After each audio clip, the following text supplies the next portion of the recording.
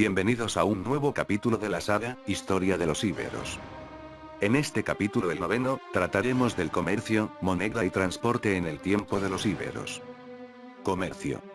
A lo largo de la historia de la cultura íbera se produjo una evolución en la forma en la que se realizaban los intercambios, tanto de mercancías como de servicios. El comercio estaba monopolizado en gran parte por las élites, que reafirmarían su estatus en función del prestigio añadido que les proporcionaba el control de los medios de producción, el intercambio comercial y la distribución, junto al acaparamiento de las mercancías obtenidas en estos intercambios. Inicialmente en el comercio tomarían parte exclusivamente las élites y se produciría con las colonias fenicias y griegas. Principalmente recibían objetos exóticos de lujo a cambio de metales, de los que el sur de la península ibérica era especialmente rico. Más tarde el comercio abandonó el ámbito exclusivo de la aristocracia para extenderse tanto a nivel social como geográfico. Aumentaron las transacciones y el número de asentamientos que vivían principalmente del comercio, sobre todo en las zonas costeras. También se diversificaron las mercancías objeto del comercio. Aún así, el control de las transacciones y las rutas comerciales seguirá en manos de las élites. Después de la llegada de los romanos y con la desaparición de muchos de los asentamientos íberos, buena parte de este comercio se redujo a ámbitos locales y regionales. Las principales rutas comerciales pasaron a formar parte del control romano. La forma de pago de las mercancías variaba según el momento histórico, las zonas y los casos concretos. Se utilizaba el trueque, el sistema monetario y el metal al peso, sobre todo la plata. Moneda. Los íberos tardaron tiempo hasta acuñar moneda en cecas propias, talleres de acuñación de moneda, aunque antes ya conocían y utilizaba las ajenas. La moneda como tal apareció en Lidia, ciudad griega de Asia Menor, en el siglo VII antes de nuestra era. Y se extendió rápidamente por todo el Mediterráneo, llegando pronto a la península ibérica, lugar donde se las tomaba como otro objeto exótico más, con un valor intrínseco por el peso del metal que contenían. También existían monedas partidas por la mitad o en cuartos, supuestamente con la intención de obtener moneda fraccionaria. Los principales focos difusores de la moneda por el territorio peninsular fueron las colonias griegas del noreste: Emporión, Ampurias, Gerona, y Rode, Roses, Gerona. Desde ellas, y a lo largo del siglo V antes de nuestra era. Las primeras monedas que se extendieron fueron acuñaciones derivadas de las denominadas tipo auriol que, aunque originales de Massalia, Marsella, Francia, también pudieran haber sido producidas en Emporión, al menos en parte, dada su abundancia en la zona. A partir de finales del siglo V antes de nuestra era. Y sobre todo a lo largo del siglo IV antes de nuestra era, con la participación de gran número de mercenarios íberos en diversas guerras por todo el Mediterráneo, estos descubrieron realmente los beneficios y ventajas del uso de la moneda. Las emisiones aumentaron y se diversificaron. Estaríamos ante un paso intermedio entre el uso de metales preciosos al peso y la moneda como tal, en la que convivirían los pagos mediante pequeños fragmentos de plata y las monedas propiamente dichas. En el siglo IV antes de nuestra era.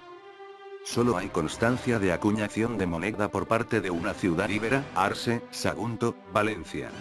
Poco antes del inicio de la Segunda Guerra Púnica hubo un cierto desarrollo de las emisiones de monedas íberas, aunque todavía de manera algo escasa. Se distinguen dos zonas de actuación. Por un lado, el entorno de las colonias griegas del noreste, donde directamente se falsificaban las monedas de Emporión y Rodes, dando lugar a las denominadas dracmas de imitación, que llegan incluso a utilizar leyendas griegas inventadas. Por otra parte, se destacaban un número reducido de ciudades íberas no vinculadas directamente con las colonias griegas como podían ser Arse, Sagunto, Valencia, Saidí, Játiva, Valencia, o Cástulo, Linares, Jaén. Las más cercanas culturalmente al mundo griego, Arse y Saidí, emitían monedas utilizando plata, mientras que Cástulo, bajo control cartaginés, lo hacía en bronce. El gran revulsivo para el uso de la moneda en la península ibérica fue la Segunda Guerra Púnica, ya que se puso en circulación una inmensa cantidad de dinero. Esto fue debido a que había unas grandes exigencias económicas por parte de los contendientes en sus respectivos ámbitos de actuación, además de para su uso en el pago de mercenarios y el reparto de botines. Las tropas romanas se surtían de emisiones principalmente de Emporión, aunque también recibían moneda de Roma. Sobre las tropas cartaginesas no hay seguridad de la ceca emisora de su moneda, pero bien pudo ser Cuartadast, Cartagena, Murcia. Además, existían cecas móviles militares en ambos bandos que producirían según las necesidades de cada momento. Muchas de las anteriores monedas acabaron en manos de la población ibera. Aunque una vez acabada la guerra, los romanos se hicieron con la mayoría de ellas debido a la política fiscal recaudatoria que llevaron a cabo contra los indígenas íberos. De hecho, hoy día son muy raros los hallazgos de piezas datadas de finales del siglo III antes de nuestra era. Sin embargo, las acuñaciones de monedas íberas tendrán su mayor esplendor a partir de la época de dominio romano, sobre todo desde finales del siglo II antes de nuestra era. Hasta la derrota de Sertorio en el año 72 antes de nuestra era. Pero durante este tiempo, respecto a las inscripciones que aparecían en las monedas, se fue abandonando progresivamente la tipología y escritura íbera para pasar a leyendas bilingües y finalmente a la tipología y escritura romana en latín.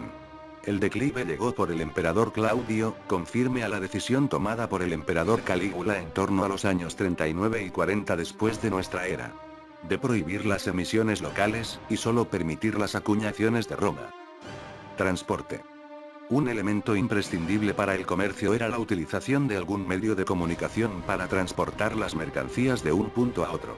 El medio más utilizado para el transporte a larga distancia era el barco, aunque tenía el inconveniente de que no podía utilizarse durante todo el año. Las embarcaciones no tenían la suficiente resistencia ni los navegantes las técnicas adecuadas que les permitieran navegar cuando el estado de la mar empeoraba, limitándose principalmente a los meses de primavera y verano. Se sabe que tanto los fenicios como los cartagineses utilizaban la posición del sol y la estrella polar para orientarse en el mar, además de llevar aves que soltaban para saber la posición de la costa cuando no la tenían a la vista.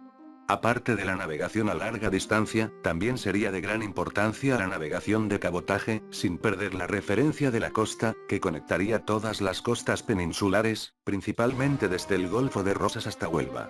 Esto se vería favorecido por las corrientes marinas, que en esta zona del mar Mediterráneo recorren las costas en sentido contrario a las agujas del reloj. Si tenemos en cuenta que las embarcaciones antiguas navegarían a una velocidad que rondaría los 5 a 8 km por hora, para recorrerlas alrededor de 900 millas de la costa occidental peninsular, y siempre contando con unas relativamente buenas condiciones de navegación, se precisarían unas 225 horas de navegación efectiva. A este tiempo habría que sumar las paradas imprevistas, escalas y fondeos para pernoctar, ya que parece ser que en aquella época, al menos para el cabotaje, no se navegaba durante las horas nocturnas, lo que en la práctica significaría que este periplo no duraría menos de 4 semanas. La preferencia del transporte naval al terrestre era principalmente una cuestión económica. Cualquier cargamento necesitaba por medios marítimos menos necesidades tanto materiales como humanas que si se hiciese por tierra, en donde podría requerir cientos de carros con sus animales y arrieros. Por los mismos motivos económicos y también por la falta de vías terrestres, estaría también muy extendido el transporte fluvial por los ríos. En aquellos momentos, a diferencia de lo que ocurre en nuestros días, los ríos tenían un mayor caudal y serían relativamente abundantes los que podrían ser navegados en mayor o menor longitud, algo que queda evidenciado en la gran cantidad de asentamientos en las riberas de los ríos que vivían del comercio y el transporte a través de ellos. Por ejemplo, Cástulo, Linares, Jaén, disponía de un puerto en el río Guadalimar. En lo que respecta al transporte terrestre, tenemos constancia de dos importantes vías de comunicación que recorrían la península ibérica del norte al sur. Por un lado estaba la conocida como Vía Heraclea, más tarde rebautizada como Vía Augusta, y que vertebraba buena parte de la costa mediterránea desde los Pirineos hasta llegar a Saidí, Játiva, Valencia, en donde se desviaba hacia la actual provincia de Albacete y, desde allí, en dirección a las ricas zonas mineras de Sierra Morena para continuar hasta Gadir. Por otro lado tenemos la denominada Ruta de la Plata, que ya en el siglo VII antes de nuestra era comunicaba los territorios tartésicos con el norte de la meseta a través del corredor natural que recorre todo el oeste peninsular y que era fundamental para el comercio del oro y el estaño.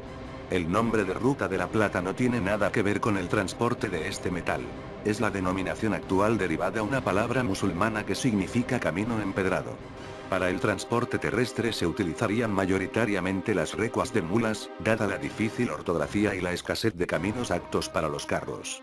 Se puede señalar que un animal al completo de carga podía recorrer hasta 50 kilómetros al día. Cuando se disponía de mejores caminos, el transporte se realizaría con carros tirados tanto por equidos como por bueyes. Doy por terminado este capítulo 9, y les emplazo para el próximo, el 10, que tratará de la cerámica, industria textil, metalurgia y el arte ibérico. Gracias.